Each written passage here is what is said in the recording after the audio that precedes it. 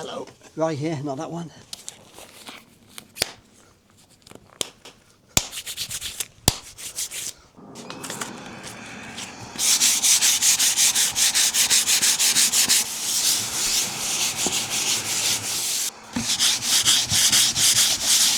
Here we are again.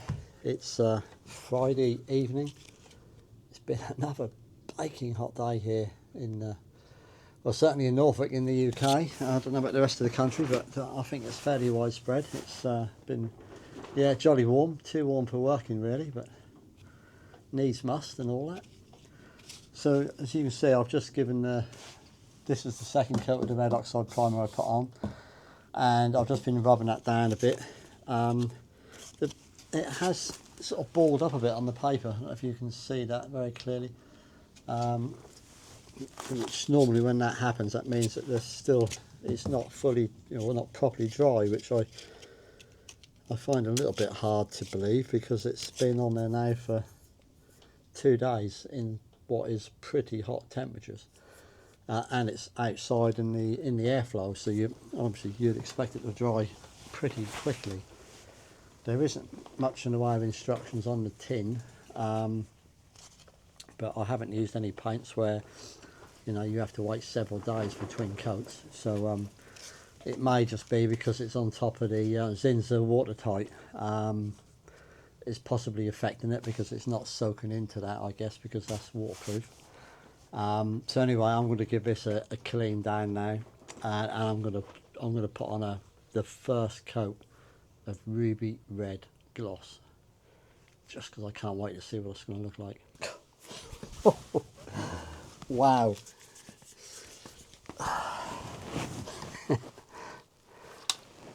Goodbye Roxy, hello Ruby. Oh, look at that.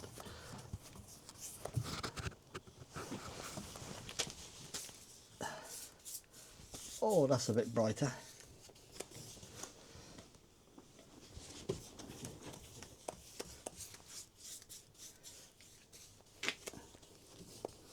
You'll certainly see me coming. I must admit, I do rather like it. Yes, that's going to be rather striking, I think, is the words we're looking for. So I'm hoping that once this is on and this is dried, I can give this a light rub and then give it another coat. Then hopefully that'll withstand some wet and dry paper, then, and I can really start to get a nice smooth finish, because we'll have a thickness of paint to go at. Well, I think I have got absolutely tons of paint, so yes, if anybody else fancies a ruby red canoe and you want some enamel paint, I could be the man. I knew 2.5 litres would be ample, but the deciding factor is that 2.5 litres was hardly any more money than 1 litre, so I figured that I might as well have some paint left for my money, because I can perhaps use it, I don't know where, but I could use it somewhere else possibly. If I have to redo the canoe at any time, I'll have plenty of paint to redo it with, so that's another bonus, isn't it?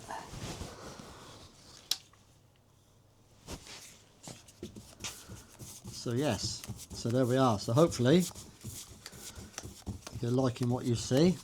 Wow, look at that. I think I have constructed a very fiery showboat here. Judging by the colour, I think this could be a bit lively and a bit of a handful. So we'll have to see how this pans out. But yes, definitely very fiery. But yeah, I love the colour actually. Yeah, it's a bit of a shock when I first opened the tin, but it's growing on me. So yeah, we could definitely have a ruby on our hands here, I think. But be interesting to see what you guys think. I can see it's a bit lumpy and bumpy in places, but that's to be expected. If you want a canoe which is perfectly perfectly smooth and round and not a blemish on it, then you're best to go out and get something made of fiberglass, I think, because it ain't going to be a wood canvas canoe, that's for sure. But now that's, like I said the other day, that's all adding to the appeal.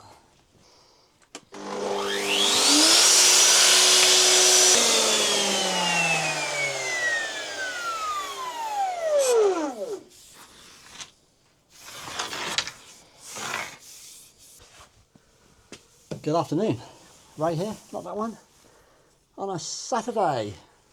It's been pretty overcast all morning, but now the sun's breaking out.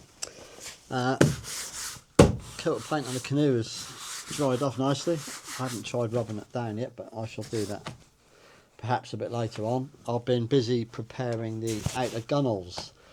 So this is some ash. I'd already sort of roughly pre-cut it, but I've been busy out with my planer, and I've now got this down to, it's 18mm thick and about 24mm deep, and I've just been putting a round over on the outer edges.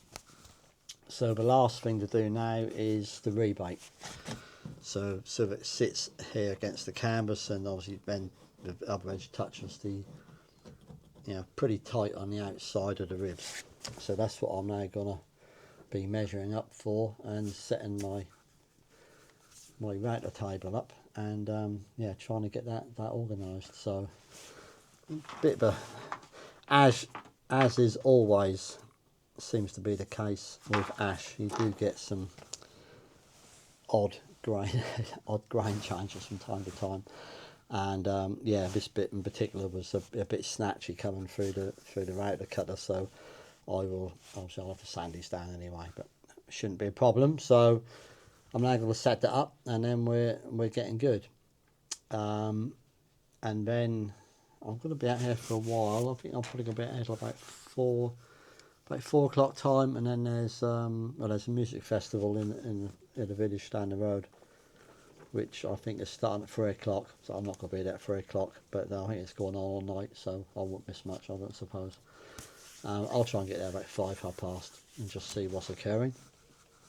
And yeah, that's the plan. So tomorrow I'm going to be rubbing this down and applying another coat to that. I'm just going to give that an extra bit of time to set, because that, by the looks of it, that needs quite a good rub down with that sort of probably 120 or 180 grit paper, and then it'll be ready for the next coat. In the daylight I can still see it's quite orange peely in places, and there's quite a few brush marks and stuff, so that needs it's going to need a jolly good sand. So I'm looking forward to that as per usual, but that won't be till the morning, so I've got all day to forget about it.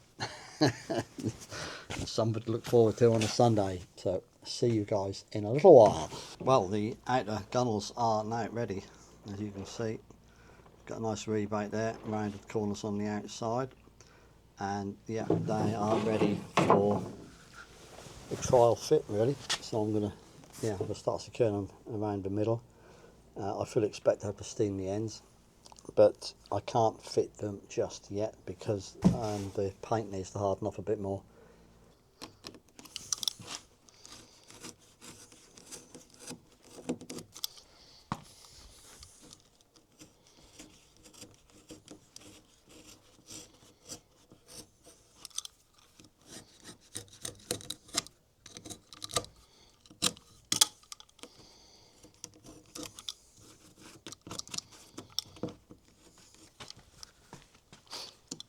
Here I'm just making sure the canvas is trimmed neatly all the way down, because there's only a very small step here for the rebate to sit on.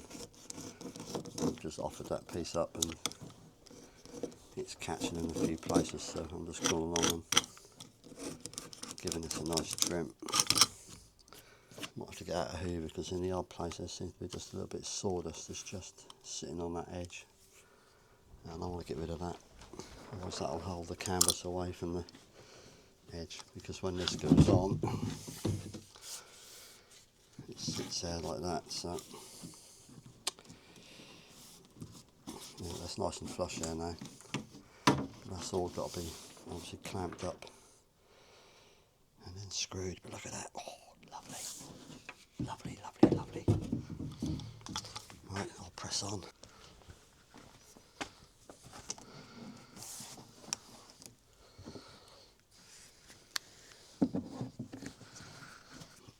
Well, you can see the upsweep here now, and it's a bit, I think it's a bit much to expect this to bend up to that.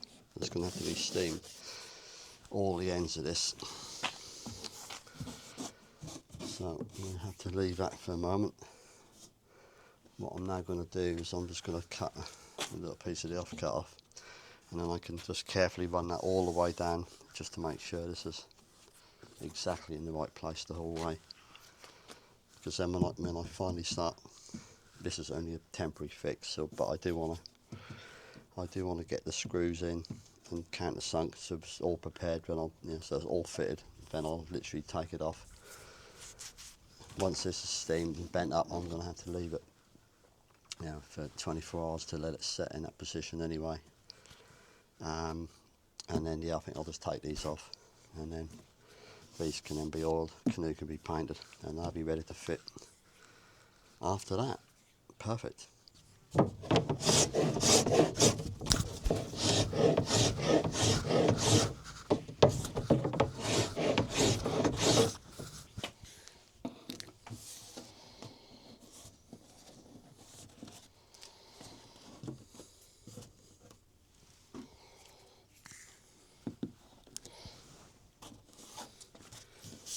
So what I'm doing now, using my rebate plane, is making sure that the rebate is deep enough. You can see where this middle rib's a bit thicker, that needs a bit taken out. And also just here as well. When I cut the rebate on my router table, obviously I kept it to the minimum, but it needs to be for the majority, knowing that I'll probably have to make a small adjustment in a couple of places, because I want this to be, I do want this to be nipping up on the canvas quite tightly. I've now started to, I'm happy with what I've done with the outer gunnel now, and I'm now starting to fix it. I've got one fixing just back here, so I thought I'd just show you what I'm doing. I've chose this drill bit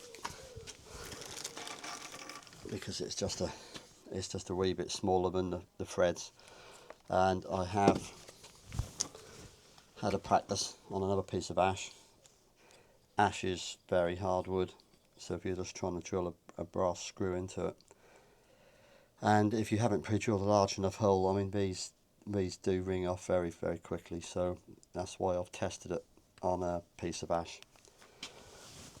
So I know this is the right size, and I've set the correct depth. I've put a mark on here for exactly in the middle, so I'm trying to keep in the middle of the rib and in the middle of the ash here. And then it's very important to just check the angle, make sure you are drilling in quite square, and just make sure you bury that completely. So that's step one. Now for step two.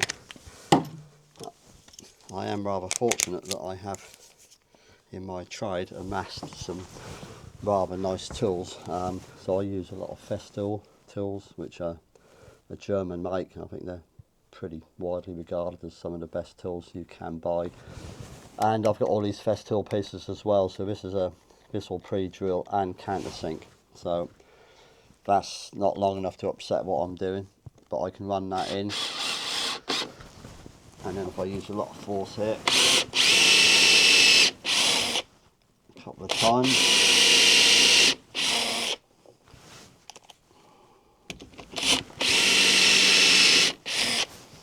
so what that does is that countersinks, but this stops it, so you end up with exactly the same depth on every one, which is rather nice.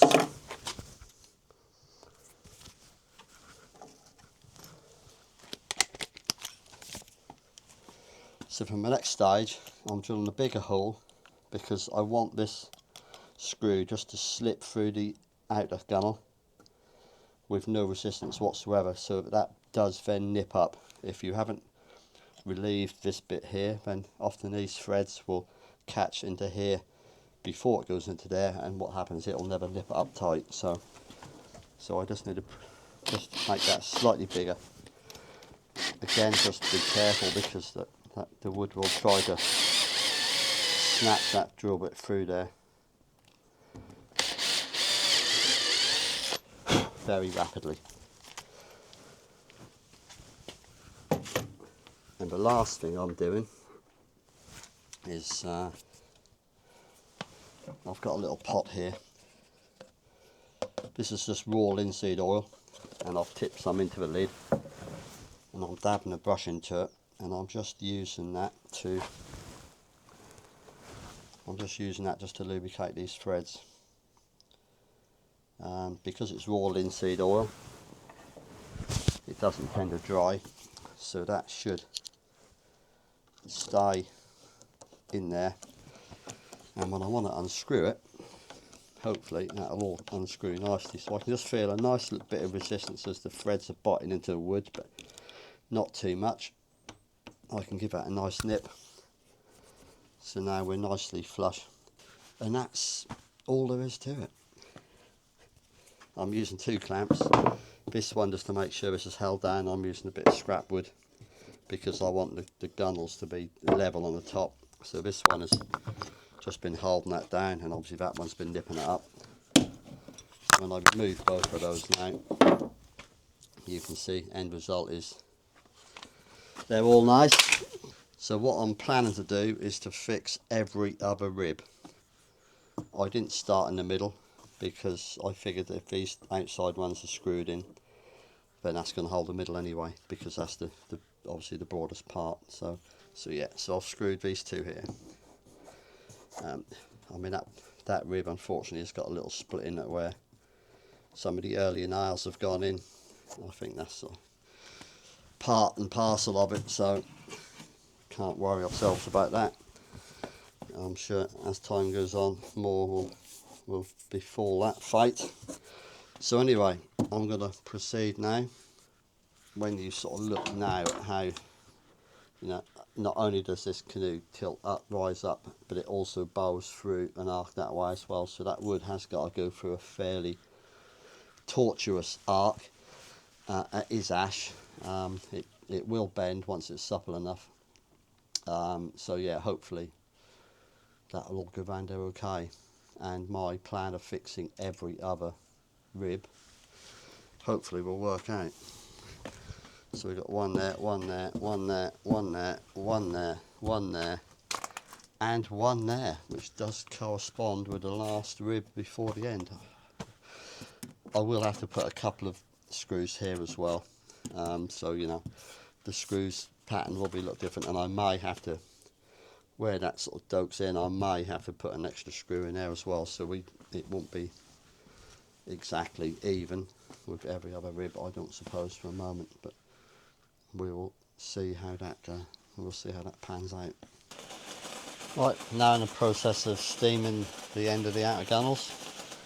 I'm using the same bags and the same wallpaper steamer that I did previously, so I've just wrapped the bag from here all the way to the front, all the way back to there, made a small hole in this end, which is where the pipe goes in, so hopefully that'll work really well. I've just trimmed off the canvas now on the stem, so hopefully now my piece of ash is going to lap onto that, and like I said, I'll be a couple of screws on the end there. So if anyone watching likes to think that everything comes with a health and safety warning, I will just point out that if you've got a plastic bag and it's full of steam, it is bloody hot, and if you put your back of your hand on it, it will burn you, so just be careful. Who knew?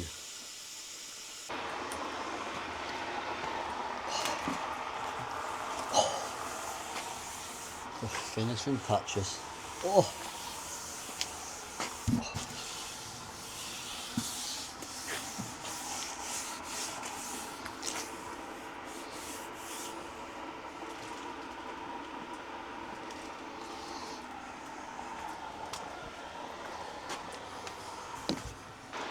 Get another closer look.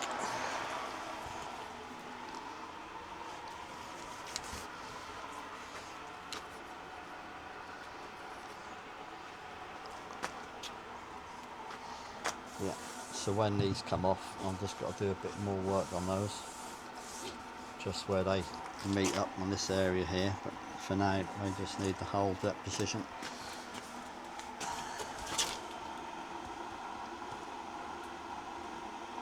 As much as I dislike slotted screws, they do suit this quite well all the way down the sides. Fantastic. Rather noisy, this steam thing. A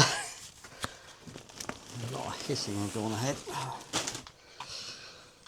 Right. I'm hoping this side's going to go a bit better than the side I've just done over there, because that was a bit of a bugger. Don't quite know why.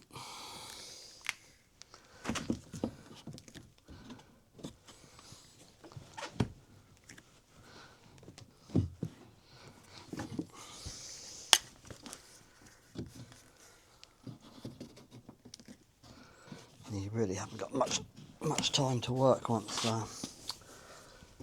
you stop the steam up. So yeah, got to work a bit quick.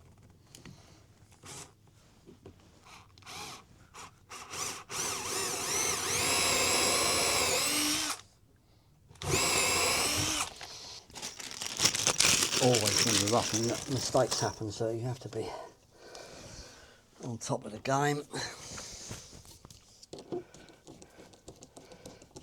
Nice just to get one or two screws in. Start holding everything where I want it to be. That's it, right. That's that one done. Now, I really want it to stay up there, but it's not wanting to play game now, is it? Not wanting to play fair.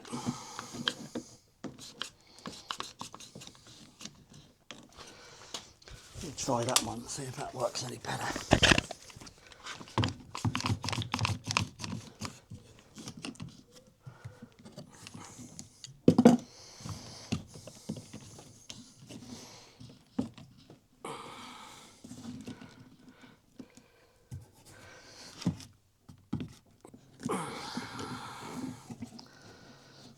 Just do with a little bit of cooperation here.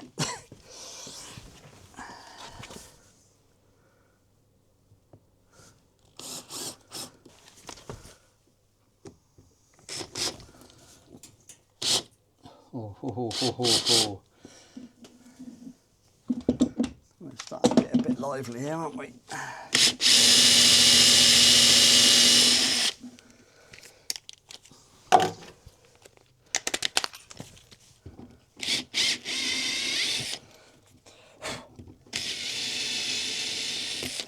Somebody's getting a bit keen to break free.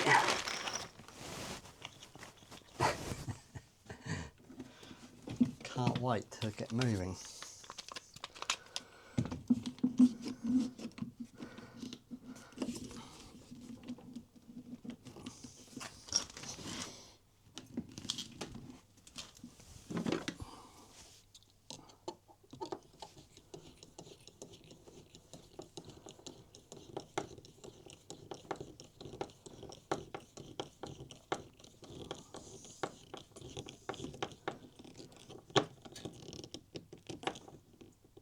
Yes, I mean you only get a certain amount of time to do this before that all hardens off, so got to try and work quick but also carefully.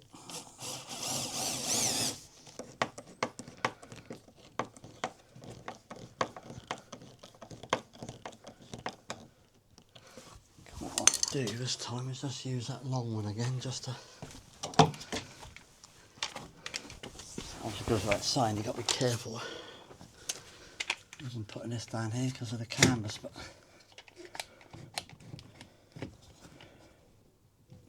gently nip it just to take some of the pressure off while I force this end up a bit more.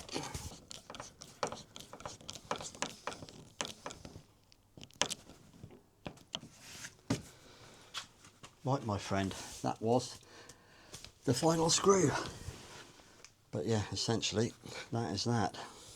This side, what I'm going to do here, these will almost certainly be cut off, probably angled back slightly from that centre piece, and then when the centre band comes up, that'll run over the middle of them.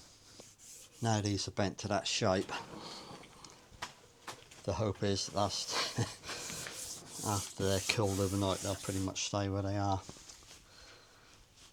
because they're going to have to go into storage now for a while, because they can't go back on until I finish painting, and they also need oiling before they go on as well. Don't think that's going to be happening this side of Scandinavia somehow, which is a shame, but once they're cooled down, hopefully they will stay put. Hello, right back again. Well, this is Monday evening, and as you can see, I have transformed the inside of the canoe. Lovely. And I've also taken the decks off, and they've had a bit of treatment as well, so they're starting to look splendid. I've got it out of the gunnels laid there, and they are just about now to receive the gravy. Yes, well, anyway, if you didn't see any of my previous videos, that gravy is actually double boiled linseed oil and 20% cuprinol wood preservative. And I was gonna, in fact I did buy some wood dye for this, but I tested it on a couple of bits of scrap wood, and I didn't really like it, so I've binned that.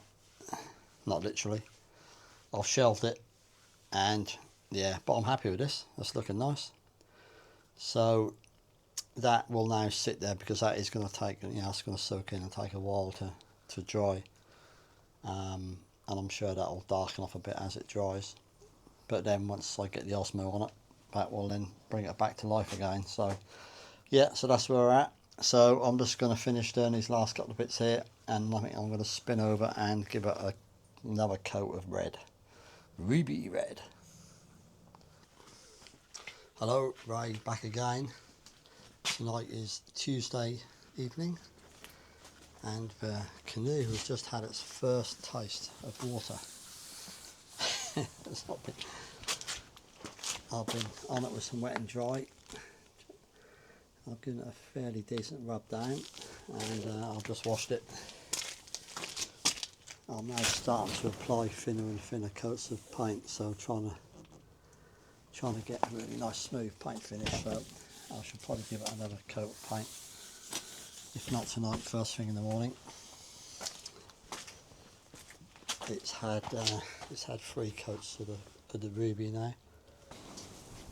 Hello there, Wednesday night update. Well, I gave the canoe another coat of paint this morning, so it's had several coats of paint now in fairly quick succession. So I think what I'm going to do now is I'm going to draw this to an end now. I'm going to put this away in the shed so the paint can harden off whilst I'm away on my trip, and I'm going to get the cedar strip out, and I'm going to give that a rub down and get some varnish on that, so at least then that one will be ready for when I get back. This will need some more paint, but I think what I'll do is I'll fit the outer gunnels back on, and then I'll give it a 1 or 2 coats of paint, which will seal the gunnels, and yeah, and then I'll do the Osmo, fit some brass stem bands, and then I think we'll be good to go with this one as well. So that's the plan. So thanks for watching this series, and there'll be one more video right at the end, which will be sometime in October with the finished boat, and that'll be good. Yeah, and then I'll probably combine that with the first trip out on the water. Exciting stuff. So can't wait for that. So thank you very much again, and I'll catch you later. Bye.